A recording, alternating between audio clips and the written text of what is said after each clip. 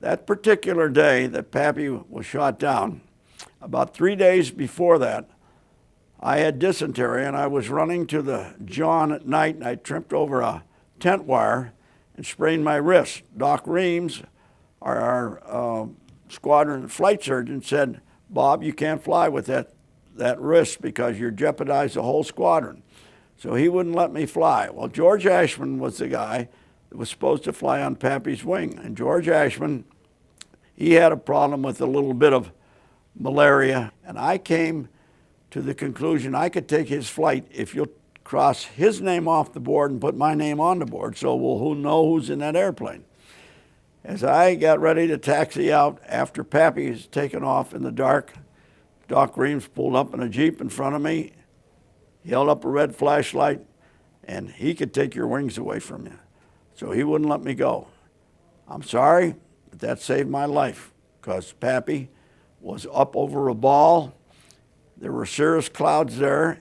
He went below the cirrus clouds. His wingman went down with him. George Ashman, the rest of the guys that were above, they didn't follow him down, and 8 Japs jumped him. One early morning, I watched him taking off. He was flying plane 915, and he got shot down that morning. Well, the day that Pappy was shot down, there was a gaggle of Zeros that attacked the formation, and they opened up right away on the leader, Boyington, and his wingman. They both got shot up pretty bad. 20 millimeter had hit his dashboard and blew everything up. Pappy shot down 2 planes that day, and George Ashman, his wingman, shot down another plane. George Ashman was probably killed because he went into a straight dive and went into the water. But George was shot up so badly, he just didn't make it, and he went in the drink. And Pappy was shot up to the point where he was losing altitude and was down pretty close to the water, and decided he just had enough room to bail out. And there's 2 versions. One say that he jettisoned himself right through the canopy by pushing the stick forward, and the other was that he did get the canopy back and bailed out. He kicked the stick forward and bailed out and rolled over, and his leg hit the horizontal stabilizer on the tail, and that broke his leg.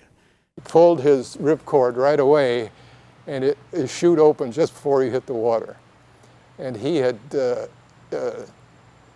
been shot up pretty badly physically. He pulled his Mae West, and that was full of shrapnel, so that didn't work. But his life raft did work. So he did get into his life raft.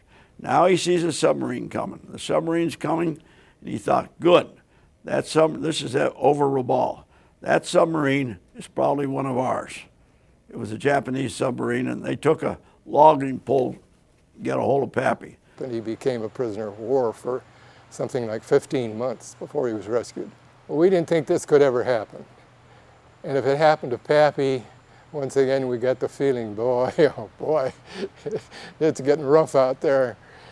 And Pappy had always said, fellas, if I ever get shot down, I guarantee you that I'll be back someday and I'll buy you all drinks in San Francisco.